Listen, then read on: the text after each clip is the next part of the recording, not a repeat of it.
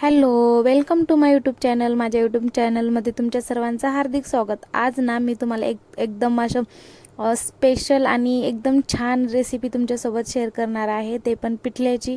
आणि हे पिठलं ना मी एकदम युनिक पद्धतीने बनवलेलं आहे.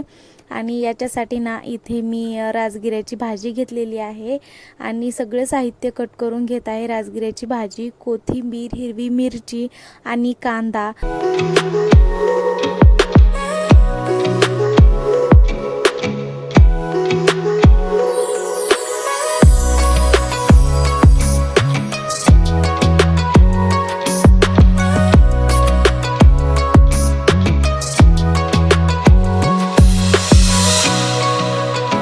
साहित्य कट करून झाल्यानंतर ना एक कढई घ्यायचं आणि त्याच्यामध्ये तेल टाकायचं आणि आपल्याला फोडणी द्यायचं आहे. तेल गरम झाल्यानंतर ना त्याच्यामध्ये जिरे मोहरी टाकायचं.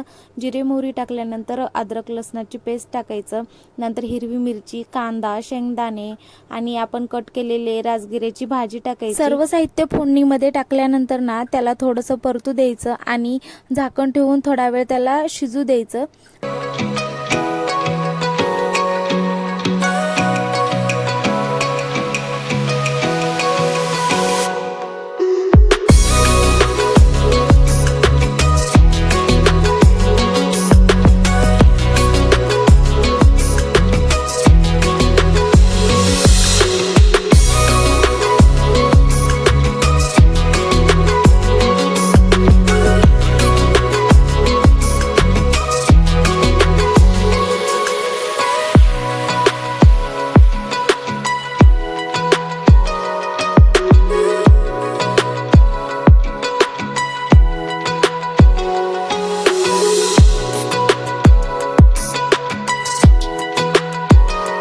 मिनिटांनी झाकण काढल्यानंतर ना त्याला थोडंसं परतवायचं आणि त्याच्यामध्ये ना आपले बेसिक मसाले टाकायचं. मसाले म्हणजे जास्त मसाले काही यूज केलेले नाही मी इथे, फक्त हळद आणि थोडीशी हिरवी मिरची टाकल्यामुळे ना थोडंसं लाल तिखट टाकलेलं आहे. त्यानंतर त्यामध्ये ना शेंगदाण्याचं कूट टाकायचं. असं ओबडधोबड वाटलेलं होतं, मोठं मोठं छान लागतं बेसनमध्ये, त्याच्यामुळं शेंगदाण्याचं कूट टाकलेलं आहे.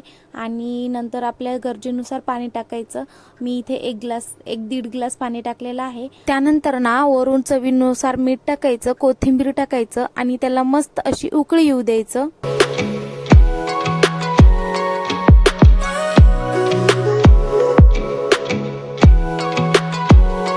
छान अशी उकळी आलेली आहे.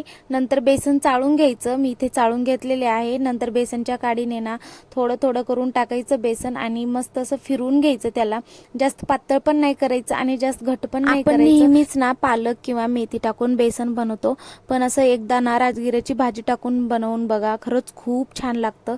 आणि नंतर ना त्याला मस्त असं शिजू द्यायचं बेसनला 5 मिनिट झाकण ठेवून. आणि शिजून झाल्यानंतर बघा किती मस्त आपलं बेसन दिसत आहे.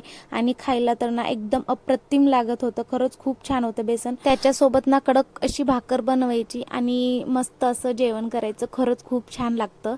एकदा तुम्ही नक्की ट्राय करून बघा. आणि व्हिडिओ आवडला असेल तर सबस्क्राईब, फॉलो, शेअर, लाईक करायला विसरू नका. आणि असंच प्रेम राहू द्या, असंच सपोर्ट करा. चला भेटूया नेक्स्ट व्हिडिओमध्ये. तोपर्यंत बाय.